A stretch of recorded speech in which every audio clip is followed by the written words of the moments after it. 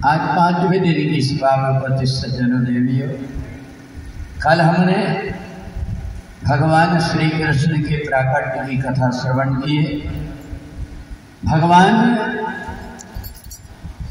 गोकुल में मथुरा से कैसे आए, भगवान की ऐसी हमने अवतार की कथा को श्रवण किए। परमात्मा जिसके जीवन में जब कभी आता है कुछ ना कुछ लेकर के आता है। कई बार हमारे मन के अंदर ऐसा लगता है कि हम परमात्मा की भक्ति करते हैं, परमात्मा के हमको दर्शन कैसे हो, परमात्मा से मिलने की विधि क्या है।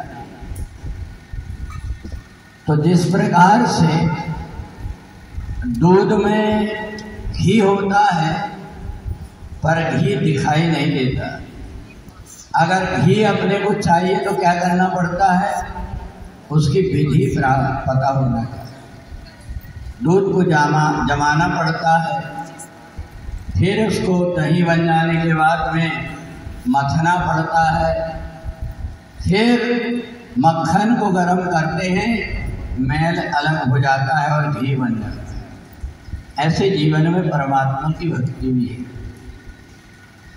जब हम लोग यहाँ पर आए थे, बड़ा उत्साह कई दिनों से था।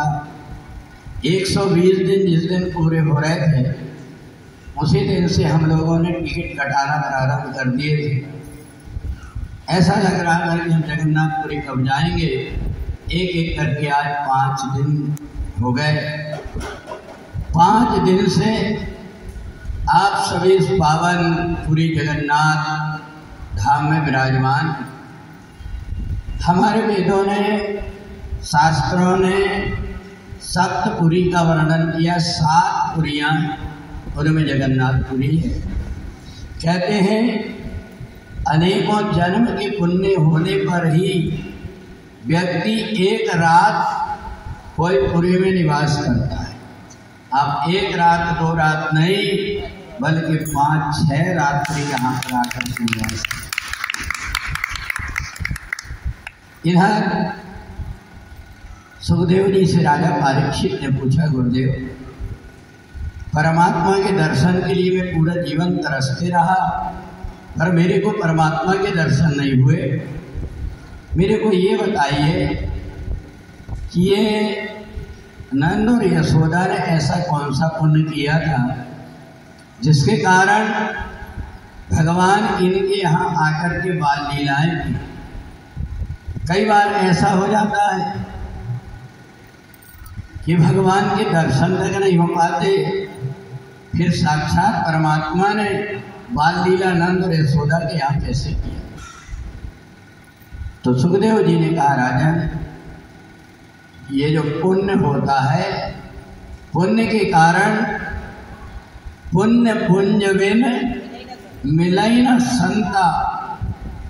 पुण्य जब इकट्ठा होता है तो हमें कोई ना कोई संत मिल जाता है, और जब संत मिल जाता है तो फिर वो भगवंत के पास पहुंचने का रास्ता होता है।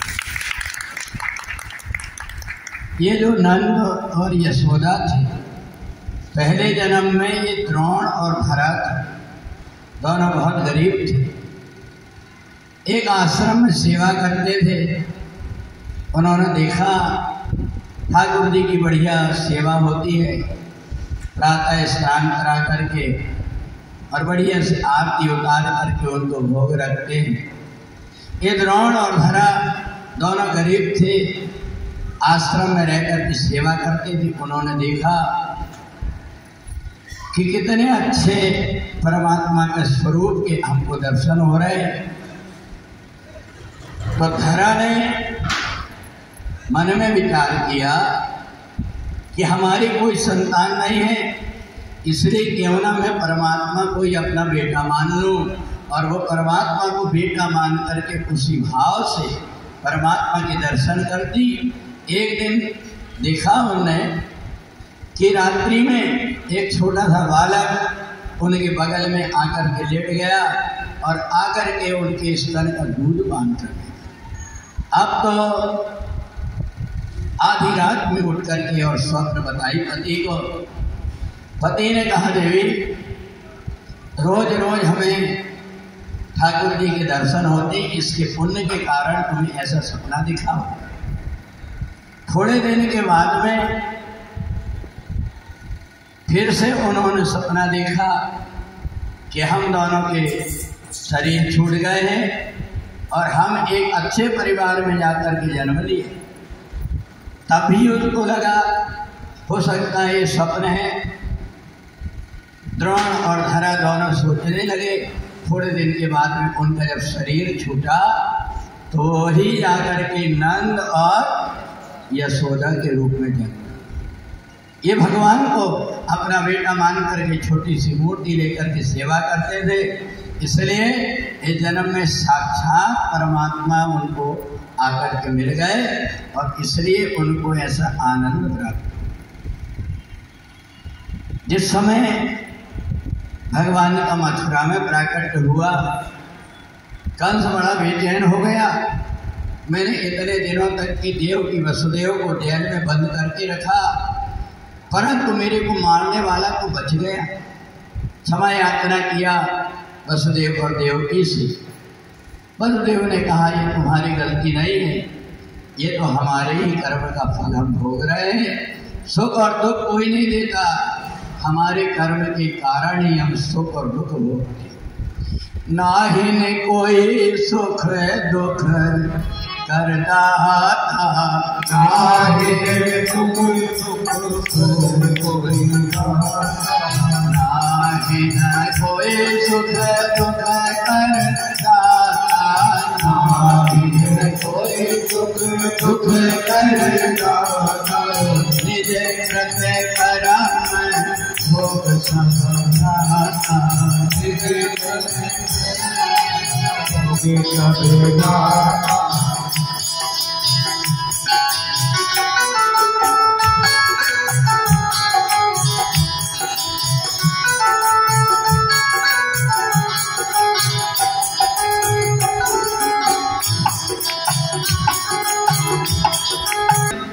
कल को समझाया कि हमारे कर्म के कारण ही हमको ये दुख मिला। इधर सुखदेव जी ने राजा परीक्षित से कहा कि जिस समय कन्या ने आकाशवाणी किया कि तेरे को मारने वाला ब्रज में पैदा हो गया, कल को बड़ी चिंता। कल से अपने दूतों से कहा, तुम जाकर के जरा देखो कि वो बालक है कहाँ। सब तरफ जाकर के ढूंढने लगे। इतने में कंस ने अपनी बहन से कहा, बहन तुम एक काम करो, तुम जाकर के देखो ब्रज में, क्योंकि अभी अभी मेरे को ऐसा पता लगा है कि भादो मास की कृष्ण पक्ष की अष्टमी को नंद बाबा के यहाँ 12 बजे रात में एक बालक का जन्म। अब तो पूतना कंस के इशारा को समझ गई, अपना भेष बदल ली, बड़ा सुंदर रूप धारण करके और वो चलने लगी। जैसे चलने लगी तो उसी समय भगवान भोलेनाथ उठ कर के समाधि से खड़े हो गए। देखो तो ये पूतना मेरे कन्हैया को अपने स्तन में जहर लगा करके जा रही है, मेरे को तो बचाना पड़ेगा।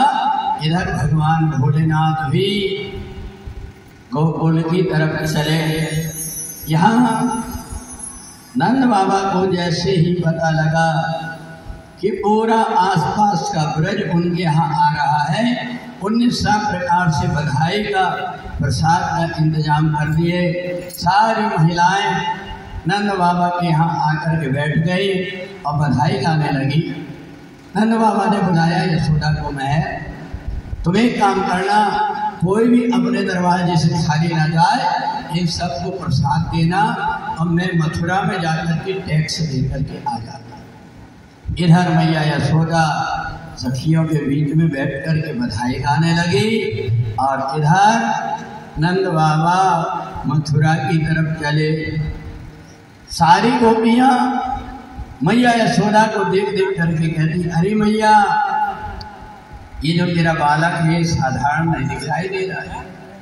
ये बालक को देख करके ऐसा लगता है तूने पता नहीं कितने जन्म के पुण्य की है, जिसके कारण ये बालक तेरे घर में बेटा बन करके आया।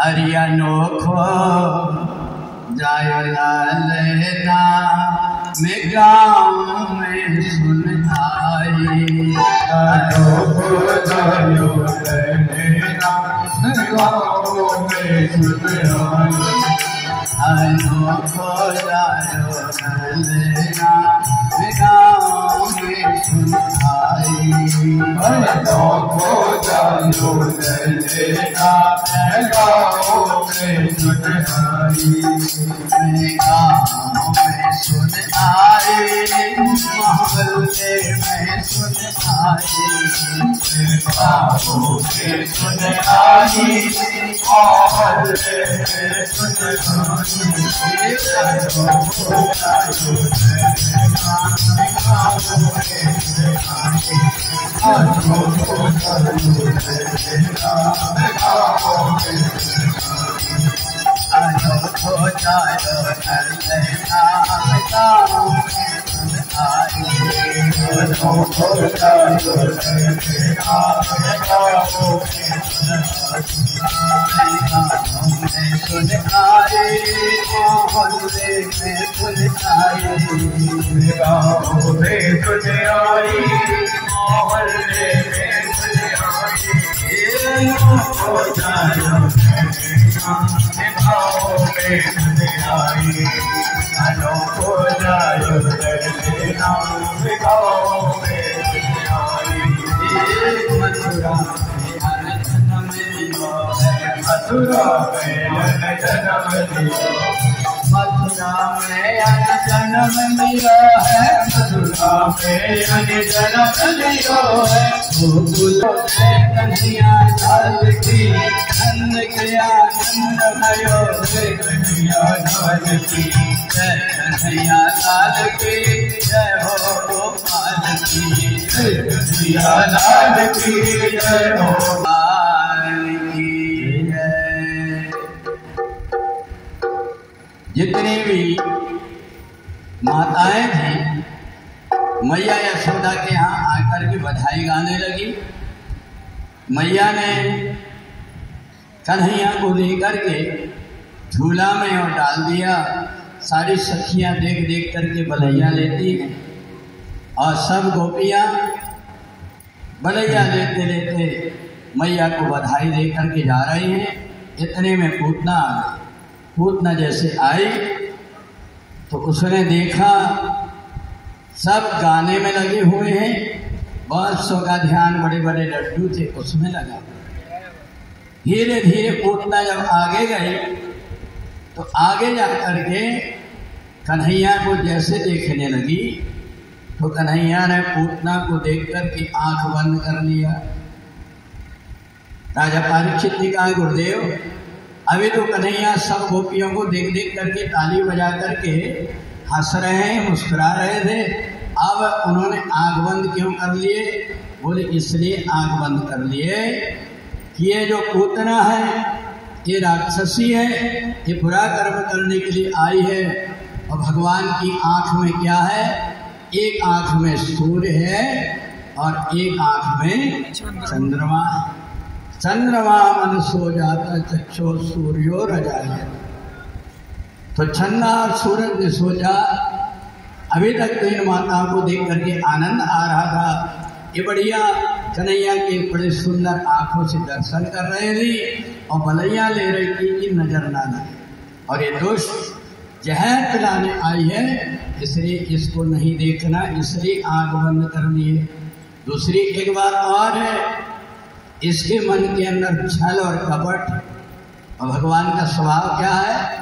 बोले निर्मल मन जन सो मोहि पावा, निर्मल मन जन सो मोहि पावा, निर्मल मन जन सो मोहि पावा, निर्मल मन जन सो मोहि पावा, मोहि कपट मोहि कपट चलती नमः, मोहि कपट चलती नमः, मोहि कपट चलती नमः।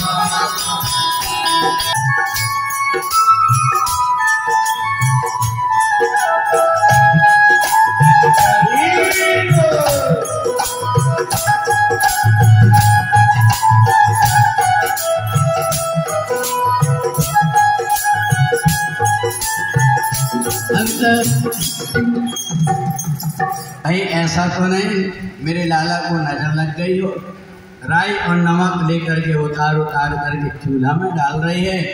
जैसे जैसे राई और नमक उतार रही वैसे वैसे जोर जोर से कन्हैया रो रही। इतने में कन्हैया को रोते देख करके भोले बाबा ने देख लिया। भोले बाबा ने देख करके सोचा कि मेरी कन्हैया बहुत देर से रो रहा है। अरे मैया एक काम कर, तेरे लाला को मेरी गोद में दे दे, मैं ऐसा इसको जड़ी दूंगा कि दोबारा कभी रोएगा नहीं, बल्कि जो रोता रोता आएगा उसको हंसा करके देगा। अब तो मैया को लोभ आ गया कि मेरा कन्हैया रोएगा नहीं, इसलिए लेकर के जैसे भोले बाबा को दी, अब तो भगवान शंकर की समाधि लगने लगी। इष्ट देव मामा बालक राम,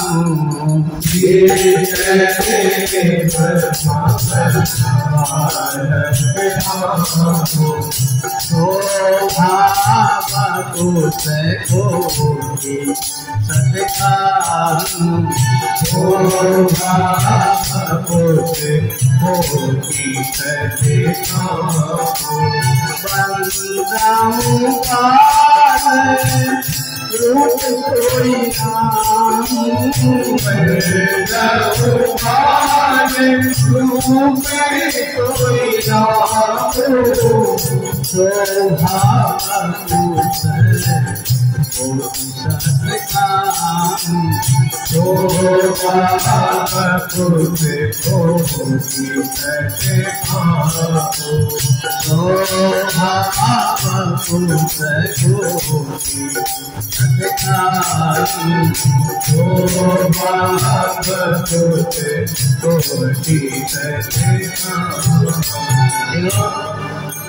कथा में मैं आपको रामचरितमानस की चौपाइयाँ भी सुनाते जाता हूँ। ये जो चौपाइयाँ हैं रामायण की क्या है पता है? मंत्र महामणि विषय व्याल के, ये जो रामचरितमानस की जो चौपाइयाँ हैं ये मंत्र हैं जो भाग्य की रेखा को बदल देते।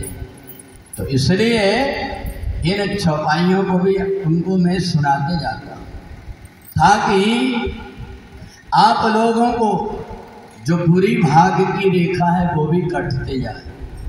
यहाँ भगवान भोलेनाथ ने जैसे कन्हैया को लिया, बचपन का रूप देख करके मोहित हो गए और कन्हैया ने जैसे ही भोले बाबा की तरफ देखा, देख करके मुस्कुराने लगे। अब तो भोले बाबा बार बार बलैया लेने लगे। तेरी मंद मंद मुस्कनिया पे बलिहार श्यामा जो, बलिहार श्यामा जो, तेरी मंद मंद मुस्कनिया पे बलिहार श्यामा जो, बलिहार श्यामा जो, तेरी मंद मंद मुस्कनिया पे, तेरी मंद मंद मुस्कनिया पे बलिहार श्यामा जो, बलिहार श्यामा जो। बड़े कजरारे लगते हैं प्यारे प्यारे, बड़े बलिहारी लगते हैं प्यारे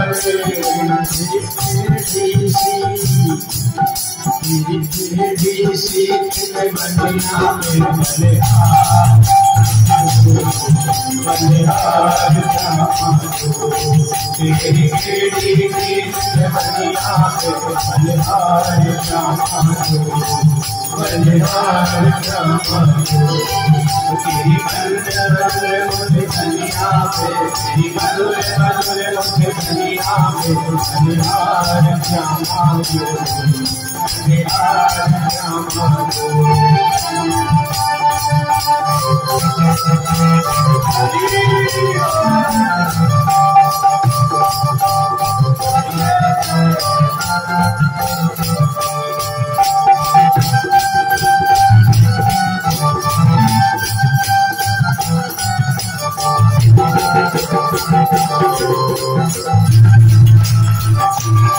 अजब घुंघराले बादल से काले काले अजब घुंघराले बादल से काले काले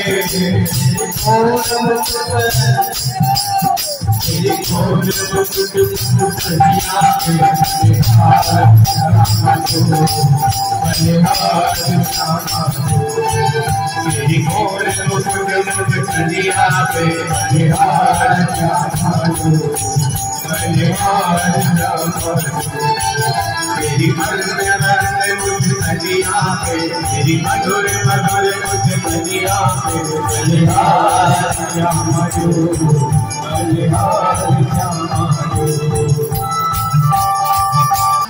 भोले बाबा कौन बताए?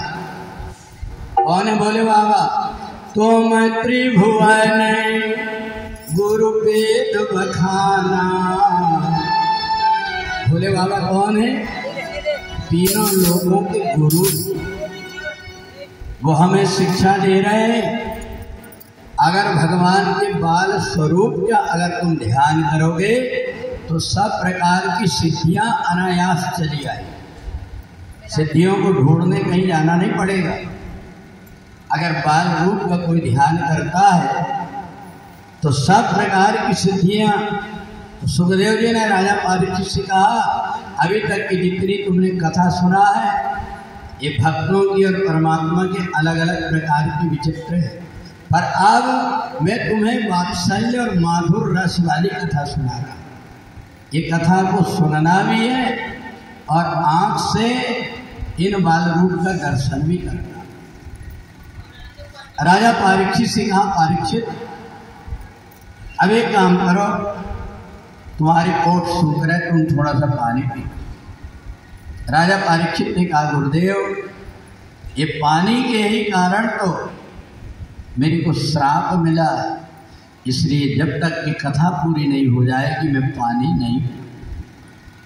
सुखदेव जी ने राजा परीक्षित को भगवान की बाल लीलाएं सुना करके तृप्त कर दिया, सब प्रकार की मोह माया को छोड़ दिया। बाल लीला इसलिए भी सुनाया कि अगर हमें किसी मजबूरी के कारण अपने बेटा से अलग रहना पड़ता है तो बेटा की कम याद आती है, पर छोटे छोटे बालकों की बड़ी याद आती है। उनकी याद में दादा दादी कई दिन तक के रोते रहते, भूल नहीं पाते।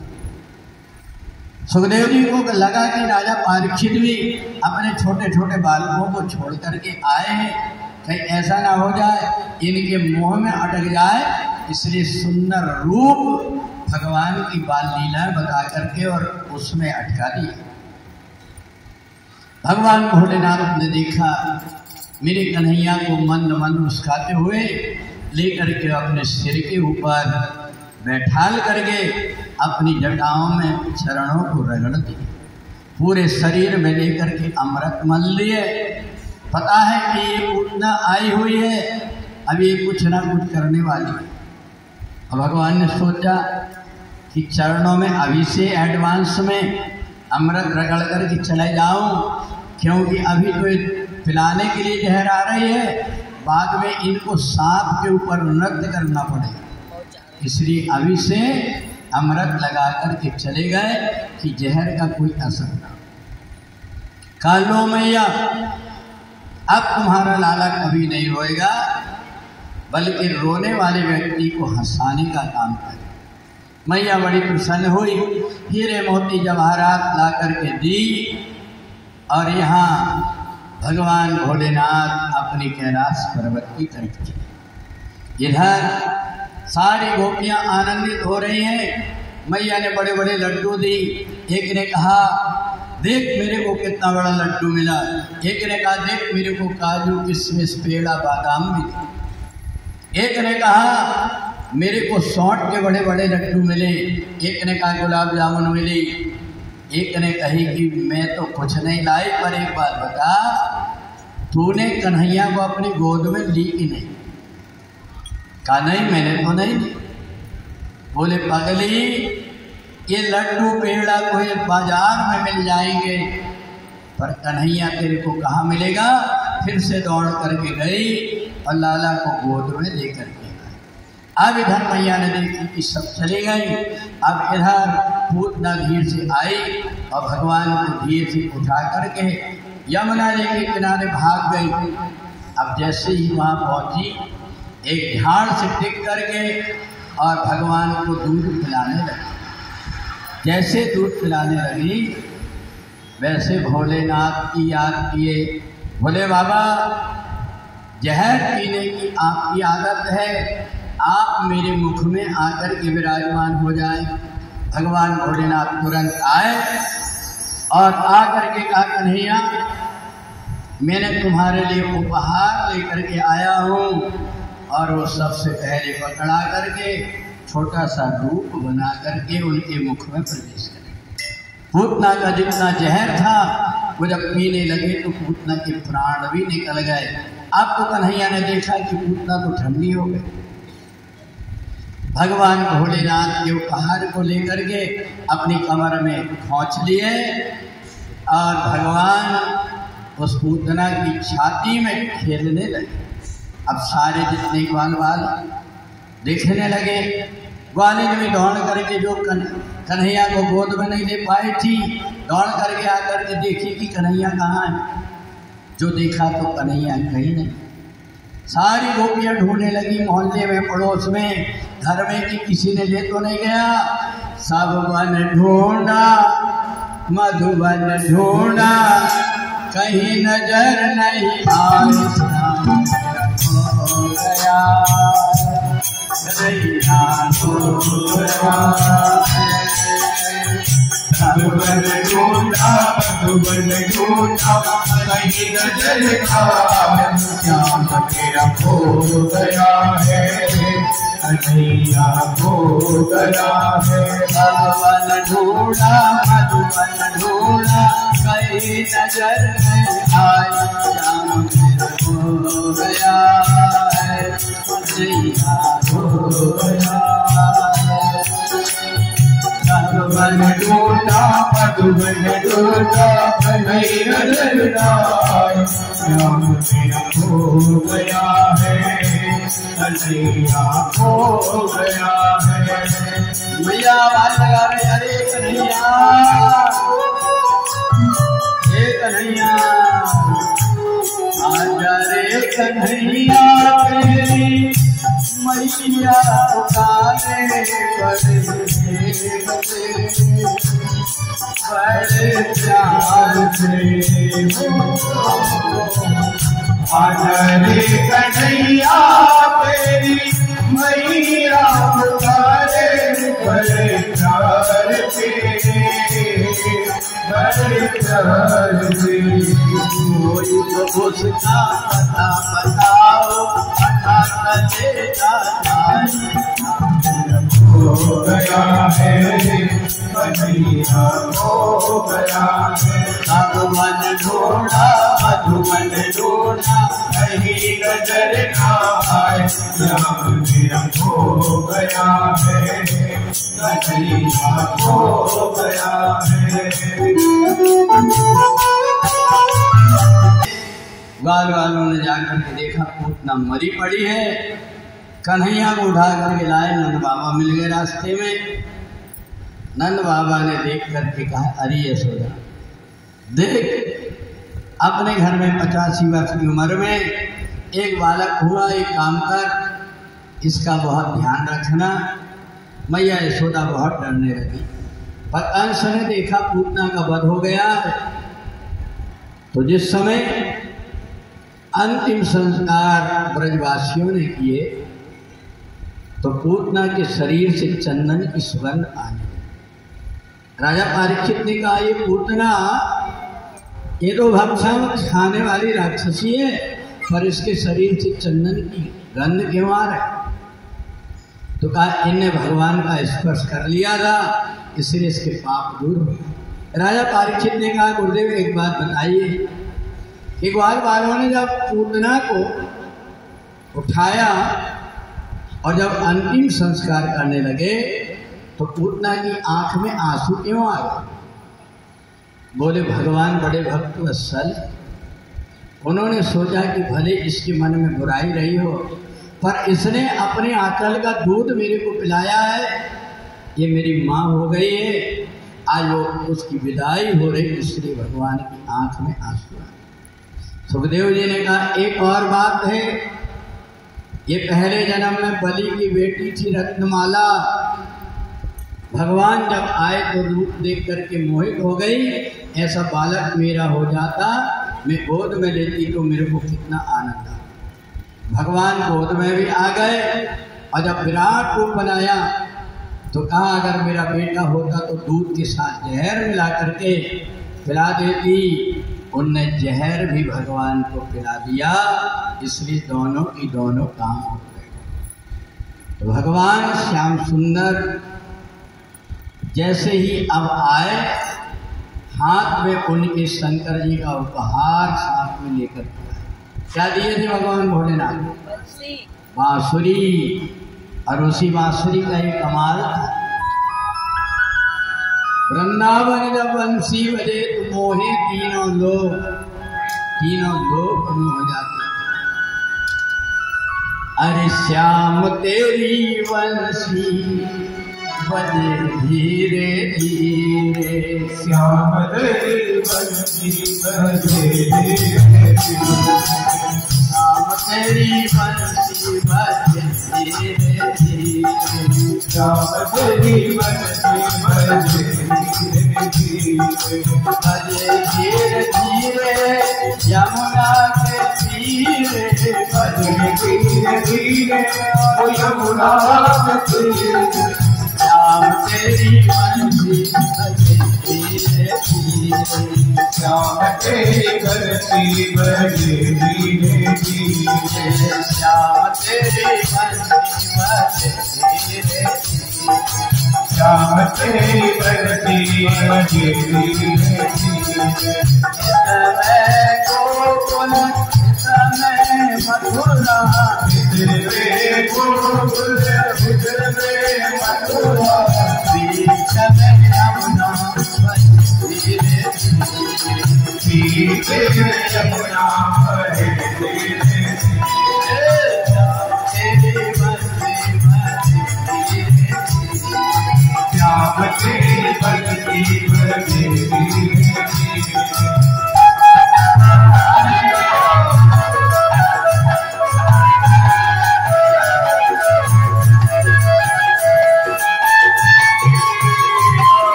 भगवान ने 3 असुरों का वध किया।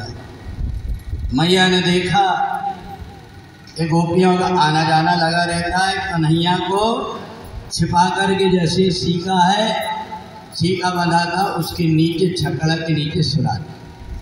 सक्टासुर नाम का राक्षस आया, वो सीके में आके बैठ गया। भगवान ने अपने चरण को इतना बड़ा करके ऐसा मारा है, नीचे छकड़ा उलट गया और दब करके वहाँ मर गया। मैया बड़ी दुखी हो गई। मैं छिपा करके रखती हूँ तो भी कोई ना कोई राक्षस आ जाता है। अब एक काम करती हूँ कि मैं अपनी गोद से नीचे ही नहीं उतारती। अब भगवान को गोद में लेकर के बैठी, इतने में तृणावर्त नाम का राक्षस आ गया। भगवान ने सोचा एक शाम तक के बाद इसकी जिंदगी, इसको मारना पड़ेगा। मैया गोद से उतार नहीं रही है। भगवान ने तुरंत अपना वजन बढ़ाकर 1 कुंटल का वजन कर दिया। मैया के अरे बाप रे, इतना छोटा सा इतना वजन कैसे लग रहा, पैर उठने लगे। फिर भी मैया ने उतारा नहीं। भगवान ने सीधा 5 कुंटल का 5 बोरा का वजन किया। मैया घबरा गई, धीरे से कन्हैया को नीचे जमीन में लिटा करके कमरिया उड़ा दी। सोची कि कन्हैया को अब नींद आ रही है। भगवान को वैसी वैसी लेटे थे, इतने में तृणावर्त आंधी तूफान के रूप में आया, भगवान को उड़ा करके ले गया। भगवान गला पकड़ करके और उसका वध करके नीचे गिरा। अब नंद बाबा को चिंता हो गई। नंद बाबा ने कहा, यशोदा मेरे को ऐसा लगता है अपने घर में कोई ना कोई भूतनी आकर के रह रहे। इतने जितने मरी हैं ये, इनकी आत्मा यहीं कहीं है। इसलिए एक काम करते हैं, अपने घर को पवित्र करने के लिए गुरुदेव को बुलाए लेते हैं। वेदों में ये लिखा है, संतों ने यही कहा है। वेदों में ये लिखा है, संतों ने यही कहा है। सतगुरु बिना जहाँ में कोई भी न कर सका है। सतगुरु बिना जहाँ में कोई भी न कर सका है। वेदों में ये लिखा है, संतों ने यही कहा है। वेदों में ये लिखा है, संतों ने यही कहा है। सतगुरु बिना जहाँ में कोई भी न कर सका है। सतगुरु बिना जहाँ में कोई भी न कर सका है। वेदों में लिखा है, संतों ने यही कहा है। वेदों में लिखा है, संतों ने यही कहा है।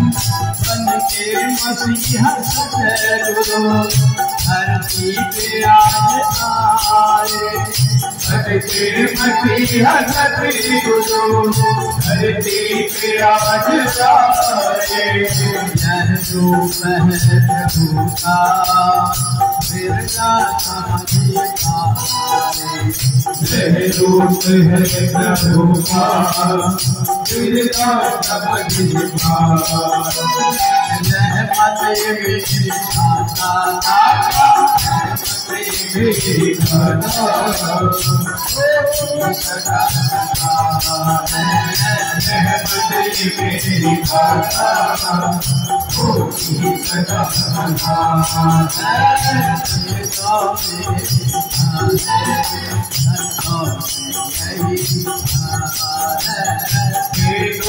मेरी घटा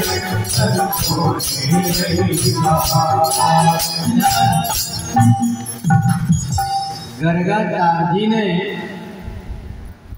उस समय पर वसुदेव की जो दूसरी पत्नी थी रोहिणी, उसको घबराहट से देख करके कि मेरे पेट में गर्भ कैसा है, घबरा रही थी।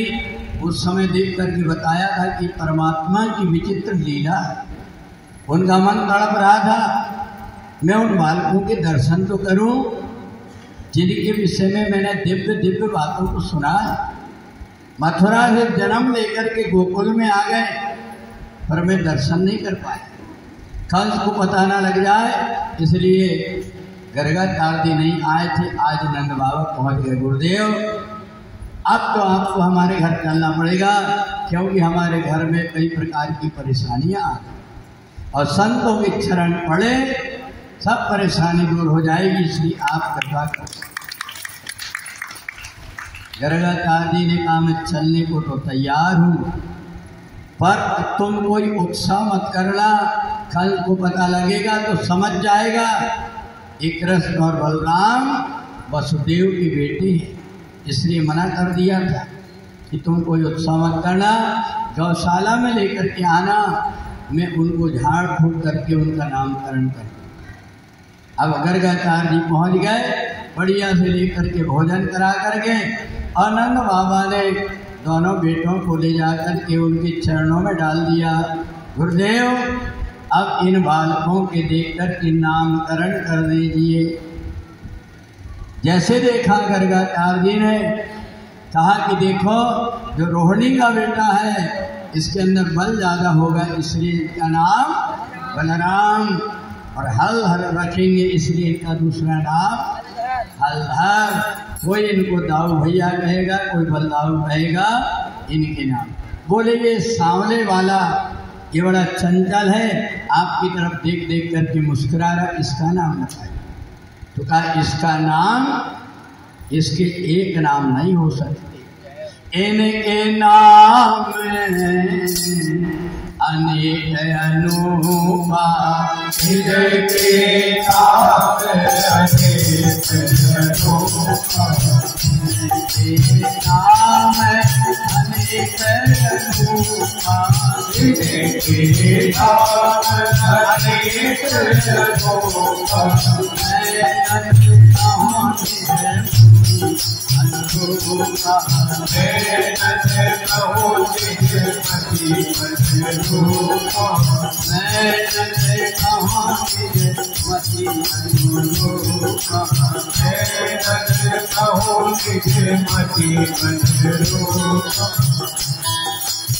गर्गतार जी ने कहा देखो इनके एक दो नाम मैं बता देता हूँ। ये तुम नंद हो और तुम्हारा बेटा, इसका एक नाम नंद नंदन होगा। दूसरा इनकी माँ यशोदा है, इसलिए यशोदा नंदन कहेंगे। कोई इनको कृष्णचंद कहेगा, कोई आनंद कहेगा, कोई परमानंद कहेगा, कोई माखन चोर कहेगा, अनेकों नाम। इनके एक से बढ़कर एक नाम। नंद बाबा ने कहा यशोदा गुरु जी ने हम नामकरण भी कर दिए, अब तो खुश है ना तू? यशोदा ने कही मेरे पसंद का एक भी नाम। बोले नहीं है, बोले नहीं। तो नंद बाबा ने कहा बता तेरी पसंद का कोई नाम। बोले बड़े वाले का नाम बलुआ और छोटे वाले का नाम कलुआ। नंद बाबा ने गजब हो गया। गोपियों ने कहा देख मैया, अब जब तू अपने मन का नाम रखी है तो हम क्यों छोड़ेंगे, हम भी रखें।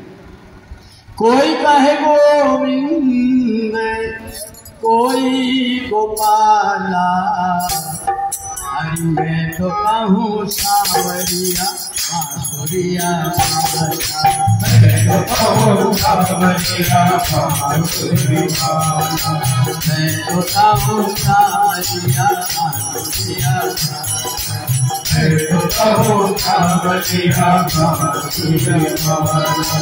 कोई कहे गोविंद, कोई गोपाला, कोई कहे गोविंद, कोई गोपाला, मैं तो कहूँ सांवरिया बांसुरिया, मैं तो कहूँ सांवरिया बांसुरिया, मैं तो कहूँ सांवरिया बांसुरिया, मैं तो कहूँ सांवरिया बांसुरिया।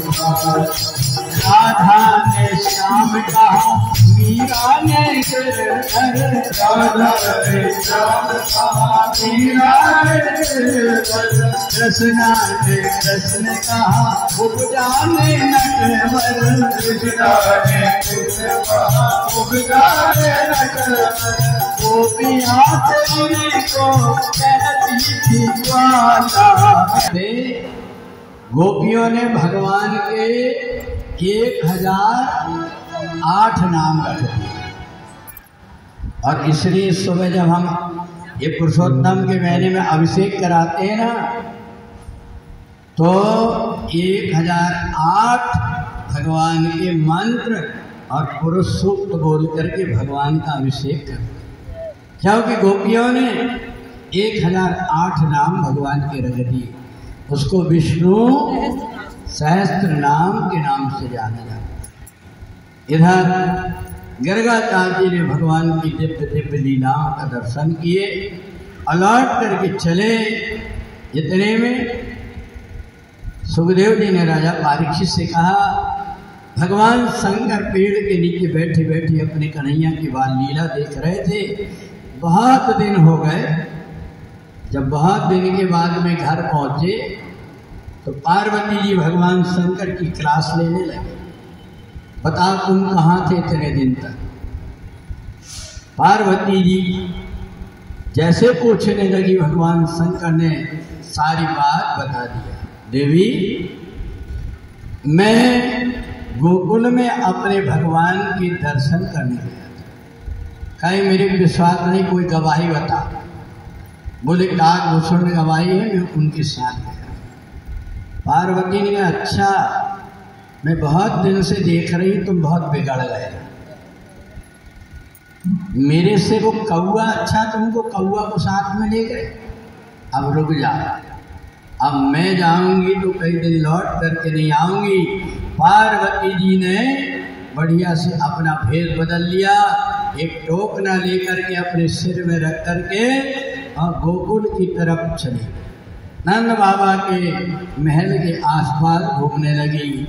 मेरा नाम है भवानी, मैं शंभू की पटरानी, मैं लाई हूँ खिलौना बड़ी दूर से। मेरा नाम है भवानी, मैं शंभू की पटरानी, मैं लाई हूँ खिलौना बड़ी दूर से। ओ नंद बाबा बोलो, जरा दरवाजा तो खोलो, मैं आई हूँ अकेली बड़ी दूर से। ओ नंद बाबा बोलो, जरा दरवाजा तो खोलो, मैं आई हूँ अकेली बड़ी दूर से। मेरा नाम है भवानी, मैं शंभू की पटरानी, मैं आई हूँ अकेली बड़ी दूर से। मेरा नाम है भवानी, मैं शंभू की पटरानी, मैं आई हूँ अकेली बड़ी दूर से। शंकर जी ने सोचा, ये परमेश्वरी गुस्सा में जा रही है, पता नहीं लौट करके आती भी है कि नहीं आती। तो भगवान भोलेनाथ एक छोटे से बालक बन गए। अब पीछे पीछे पार्वती के चली। जब वो अंदर दरवाजे में चली तो देहरी चढ़ ना पाए, शंकर जी नीचे गिर गए और जैसे नीचे गिरे तो रोने लगे। पार्वती ने लौट करके देखी, अरे राम राम जी तो फिर पीछे करते यहाँ तक आ। पार्वती अंदर गई, सब सखियों के बीच में बैठ गई। अब शंकर जी उठे, सब मिट्टी झाड़े। एक गोपी ने आकर के उठाई, अरे राम राम, किसका बेटा बड़ा सुंदर है और ये नीचे गिर गया है। जैसे उठाई तो बन तो गए थे छोटे पर वजनदार, उठा नहीं तो पकड़ करके ले गई। बोले बहन, ये किसका बेटा है? अब किसी का बेटा हो तो बोले। उन्हें कही, बेटा तेरी मम्मी नहीं है, यहाँ पर कहीं बाजार में गई। बोले नहीं, यही है, वो बैठी गुलाबी साड़ी पहन करके। पार्वती ने कही, गुलाबी साड़ी तो मैंने पहनी। पार्वती ने घूंघट डाल दी, दोनों हाथ ऊपर करके कही, नहीं नहीं, मेरा बेटा नहीं है ये, मेरी शादी नहीं हुई, कुंवारी हूँ मैं अभी। शंकर जी को बाहर कर दिए। शंकर जी फुग्गा जैसे मुँह फुला करके झाड़ के नीचे बैठे रहे। बहुत दिनों के बाद पार्वती जी आई। शंकर जी ने कहा, देवी बदला ले ली तुमने? बोले हाँ, वो तो बदला लूंगी जरूर। शंकर जी ने कहा, एक बात बता, अगर तू बुला करके पास बिठा लेती कि मेरा बेटा है, ये चुपचाप बैठे रहता तो क्या हो जाता? बोले वाह, एक बार मैं तुम्हारी माँ बनी थी सती अवतार में, तुमने मेरा परित्याग कर दिए थे। दूध का जला छाछ को भी फूंक करके पीता है। अब मैं तुम्हारी माँ कभी नहीं बनने वाली। ऐसे बाल चरित हरी बहुविधि कीन्हा, बाल चरित हरि बहुविधि कीन्हा, बाल चरित हरि बहुविधि कीन्हा, बाल चरित हरि बहुविधि कीन्हा, अतिया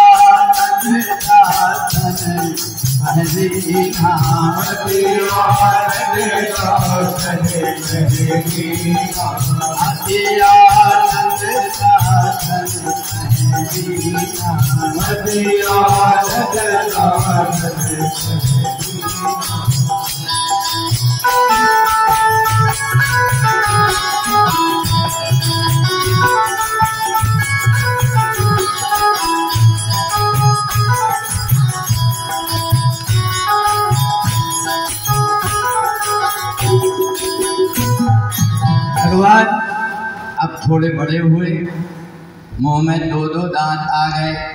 मैया ने बढ़िया से लेकर के श्रृंगार कर दिया, हाथ में कंगन पहना दिया, पैर में पायजे पहना दिए, कमर में गर्दन पीताम्बरी पहना दिया। अब तो भगवान घुटने घुटने चलने लगे। कई बार दीवार पकड़ करके भगवान धीरे धीरे चलकर खम्भे के पास पहुंच जाते हैं। वहाँ अपना रूप देख करके और मोहित होकर के नाचने लगते। रूप रास नम अजर बिहारी और नाचई निज प्रतिबिंब निहारी। भगवान इतने सुंदर हैं, अपने रूप को देख करके खुद मोहित होकर के नाचने लगे। भगवान शंकर ने देखा, देवी देखो देखो तो देखो, आज मेरे कन्हैया का कितना सुंदर श्रृंगार बना हुआ है। भगवान खम्भा पकड़ करके खड़े हो रहे थे। भगवान भोलेनाथ ने पार्वती को बुलाया, वो देख देख, आज कन्हैया ने कितनी अच्छी पीताम्बरी पहना, कितना सुंदर लग रहा है। पार्वती आई तब तक के कन्हैया एक खम्भे से आगे बढ़ने लगे और बद से जैसे गिरे तो लुढ़क करके जा करके नाली में गिरे। नाली में जैसे गिरे तो कीचड़ में सब हो गए। पार्वती आई, बोले कहाँ है तुम्हारे कन्हैया की श्रृंगार? शंकर जी ने नीचे सिर कर दिया। अब इतने में मैया यशोदा ने देखी, अरे राम राम, ये कन्हैया तो नाली में गिर गया। बाहर निकाली और दो मुक्का लगाई। बोले दादी के पहले जन्म में तो सुंदर रहा है। अब तो शंकर जी नाचने लगे। पार्वती ने कहा, ये रूप दिखा रहे थे? बोले मैं तो ये नाच इसलिए खुश हो रहा हूँ कि मैया यशोदा कितनी ज्ञानी, इनको पहले जन्म की याद। बोले पहले जन्म में सुंदर थे क्या? बोले मैंने बताया था ना कि इन्होंने एक रूप 12 रूप धारण किए थे। 12 को हिंदी में सुंदर बोलते, सुअर। इधर भगवान ने मन में विचार किया कि अब मेरे को बहुत दिन से आंगन में दो मेहमान मेरी रास्ता देख रहे हैं। भगवान जब थोड़े बड़े हुए तो एक दिन सारे देवताओं ने कहा कि जिस ब्रज में आप लीला करते हैं उस ब्रज की हमें थोड़ी सी धूल मिल जाए। तो कहा देखो तुम सब लोग यहाँ पर आओगे, मेरा भेद खुल जाएगा, मैं परमात्मा समझ जाएंगे सब लोग, इसलिए तुम कोई मत आना, मैं तुम्हारे पास प्रसाद पहुँचा दूंगा। भगवान रमण रेती में जहाँ खेल रहे थे वहाँ से एक मिट्टी का ढेला लेकर के अपने मुंह में खाया और जैसे भगवान ने खाए सारे देवताओं को अपने आप अपने मुंह में से देवताओं को दे दिया। उधर माझे सुने अंडज राया, उधर देखो बहु ब्रह्मांड दिखाया, देखो बहु ब्रह्मांड दिखाया, देखो बहु ब्रह्मांड दिखाया, देखो बहु ब्रह्मांड दिखाया। यशोदा जी देख रही थी, कन्हैया ने मिट्टी खाया जैसे दौड़ी और मुंह जैसे खोलती है तो देखती है अनेकों ब्रह्मांड उनके मुख के अंदर। मैया यशोदा घबरा करके नीचे गिरी। भगवान ने तुरंत मैया की ममता को, माया को दूर करके और उनको विराट रूप दिखा करके और भगवान ने फिर से जैसे कि वैसे लीला करने लगे। अब यहाँ से भगवान की माधुर्य लीला प्रारंभ होती है। जहाँ 10वें स्कंद में भगवान ने सोचा मेरे भक्तों के हृदय में निवास कैसे करूँगा, तो कहा जो मेरी बाल लीलाओं को सुनेगा उनके हृदय में मैं अपने आप बालक बन करके खेलते रहूँ। और इसलिए सुखदेव जी ने राजा परीक्षित को बाल लीला सुनाई कि एक दिन भगवान खेलते खेलते और जाकर के मैया की गोद में बैठे। मैया से कहा, अरे मैया एक बात बता, तेरे को मैं प्यारा हूँ कि दूध दही प्यारा? अच्छा, कोई भी बालक अपनी माँ से पूछेगा तो माँ क्या कहेगी? कौन प्यारा है? बालक प्यारा है कहेगा ना बेटा। मैया यशोदा से कहा, मैया सच बता, तेरे को मैं प्यारा हूँ कि दूध दही? यशोदा ने कही, देख कन्हैया, मेरे घर गाय 9 लाख है, इतना सारा दूध है, पर बेटा तो तू अकेला है, इसलिए मेरे को तू प्राणों से प्यारा है। बोले मेरी सौगंध खा। मैया ने तुरंत सौगंध खा ली, तेरी कसम कन्हैया, मेरे को तू प्राणों से ज़्यादा प्यार है। इतने में भगवान ने लेकर के मैया को गले से लिपटा लिए। मैया तू कितनी अच्छी है ना, मेरे को इतना प्यार करती? बोले हाँ, मैं अपने प्राणों से भी ज़्यादा तेरे को चाहती हूँ। इतने में दासी ने चिल्लाई, अरे मैया तू अपने बेटा की बात में लगी है और चूल्हा में तेरे दूध को बना रहा है। जो देखी मैया यशोदा, रे राम राम, इन्हें बात में लगा करके रखा, कन्हैया उठा के नीचे धड़ से पटक दी और दौड़ करके गई दूध उतारना। कन्हैया ने कहा, देख लिए, अभी मैया कह रही थी मेरे को दूध दही प्यारा नहीं, ये कौन प्यारा है? तू प्यारा है। भगवान ने कहा, अब मैं भी क्या करता हूँ देखो। भगवान ने उठाया डंडा, जितनी दही की मटकी थी सारी मटकी को चट चट चट करके सारी मटकियों को। अब मैया जब आई लौट करके तो देखे, अरे राम राम, मेरी सास की अरिया सास की हाथ की रमी रमाई मटकी फोड़ डाली। कहा लगता कोई बिल्ली आ गई हो। दासी ने कही, बिल्ली बिल्ली नहीं आई, तेरा वही करिया बिल्ला है बिल्ला। बोले मेरे कन्हैया ने? बोले हाँ। बोले कहाँ गया? बोले पलंग के नीचे छिपा है। मैया ने जैसे झाँक करके देखी तो मैया को डरवाने लगे। मैया ने उठाई डंडा और पकड़ करके 2 डंडा कन्हैया को लगाए तो भागने लगे पलंग के पीछे। मैया पीछे पीछे और कन्हैया आगे आगे भाग रहे। मैया थक गई, कहे कन्हैया तेरे को सदियों के भक्तों की कसम पकड़ में आ जा। भगवान ने कहा, ले मैया चल घर।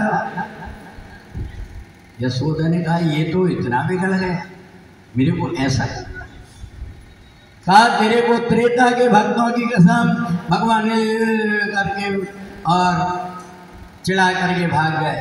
कहा, तेरे को द्वापर के भक्तों की कसम, तू पकड़ में आ जा।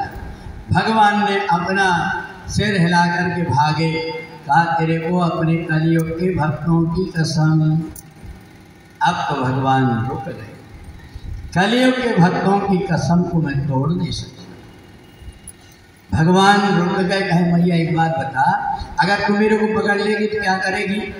बोले देख कन्हैया, एक तो मैंने तेरे को बहुत दिन से प्यार नहीं करी, तेरे को पकड़ूंगी तो सबसे पहले माखन के 2 गोला खिलाऊंगी, तेरे दोनों गाल भुग्गा जैसे फूल जाएंगे, तो मैं दोनों गाल में पप्पी लूंगी।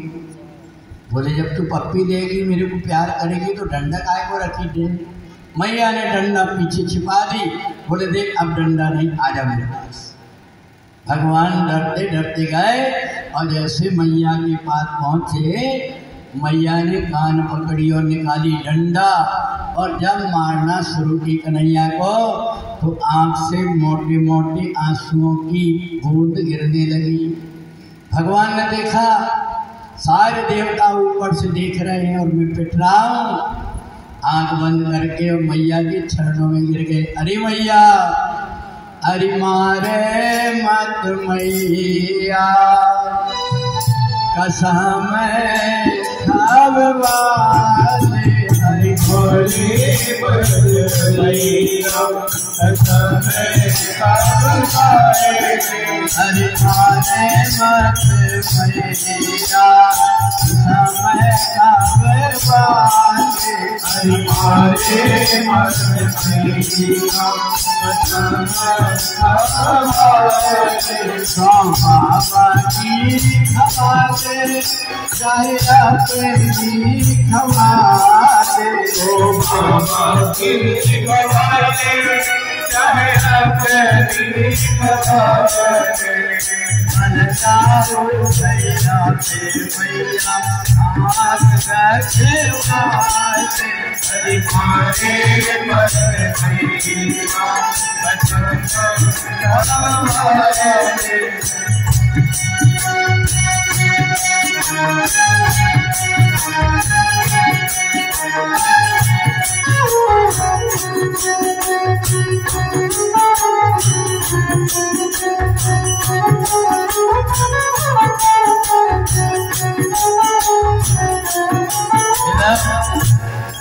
बलराम जी आ गए। बलराम जी ने कहा भैया, मैं तेरे हाथ जोड़ता हूँ, तेरे पैर पड़ता हूँ, मेरे कन्हैया को मत मार। कहा मारूंगी नहीं पर बांधूंगी जरूर इसको। ऊखल से लेकर के भगवान को बांध दी और मैया अंदर जैसे गई, भगवान ऊखल खींचते खींचते आंगन में पहुंचे। वहां 2 पेड़ थे, उनके बीच में फंसा करके जैसे खींचे तो दोनों पेड़ नीचे गिरे। पेड़ कौन थे? कुबेर के पुत्र हैं मणिग्रीव और नलकूबर। भगवान ने दोनों का उद्धार कर दिए। अब भगवान ने मन में सोचा, ये जो गोपियां हैं ये मेरे दर्शन के लिए तरस रही। सुखदेव जी कहते हैं, राजा वेदों की ऋचाओं ने जब सुना कि गोकुल में भगवान का प्राकट्य हो रहा है, तो सब वेदों की ऋचाएं गोपी का रूप धारण करके गोकुल में आ गई और वो नित्य भगवान के दर्शन करना चाहती। पर भगवान अभी घर में ही है, कभी दिख जाते कभी नहीं दिखते। भगवान ने सोचा इन गोपियों को दिखूं कैसे। उनने एक योजना बनाए, एक मंडली बना दी अपनी, और मंडली का नाम रख लिए माखन चोर मंडल, और खुद उसके मुखिया बने। भगवान ने कहा देखो भैया, ये जितनी गोपियां हैं ये दूध लेकर के मथुरा बेचने जाती हैं, इसलिए एक काम करो, इन गोपियों के घर से दूध दही माखन ये सब चुरा लो तो बेचने नहीं जा पाए। अब भगवान ले जा करके सब गोपियों के दूध दही माखन को चुरा लेते थे, वो बेच नहीं पाते थे। अब इधर गोपियां भी बड़ी चालाक, गोपियां भगवान को छिप करके ले जा करके सांकरी गली से और जा करके मथुरा में बेच करके आ जाते। भगवान ने कहा ठीक है, अब सब पूरे मोहल्ले की गलियों में एक एक चौकीदार को बैठा दिए अपने। भगवान ने और चौकीदार को बैठा करके कहा अब कोई भी रास्ता से कोई ग्वालियर जाना नहीं चाहिए। अब गोपियां जब चली तो भगवान के मित्र उनको रोक करके और उनसे दान मांगने लगे। एक दिन भगवान ने पकड़ लिए चंद्रावली को, कहा अरे चंद्रावली कहाँ जा रही? कहा कन्हैया ये मेरा जो माखन है और दही है दुर्गंध कर रहा था, यमुना में सिराने के लिए ठंडा करने ले जा रही और धीरे से जाकर के मथुरा में बेच करके आ गई। एक दिन फिर आई, कही देख कन्हैया ये जो मेरा दही है इसको बिल्ली ने जूठा कर दी है, मैं सोच रही कोई पेड़ में ले जाकर के डाल दूं, बढ़िया कदम का पेड़ है यमुना जी के किनारे, उसके नीचे डालने जा रही। भगवान ने देखा कि फिर वो यमुना पार करके मथुरा जाके बेच आई। अब तो भगवान समझ गए कि ये चालाक बन रही। भगवान ने कहा ऐसे काम नहीं चलेगा, अब तो अपनी उंगली को टेढ़ा करना पड़ेगा। ये गोपियां मटकी लेकर के जाने लगी। अब भगवान ने रास्ते में रोक लिया। मटकी कहाँ है? मटकी नहीं है तो ये मटका रखना पड़ेगा जिनको रखना है। भगवान श्याम सुंदर ने देखा इन गोपियों को और इन गोपियों को पकड़ लिया।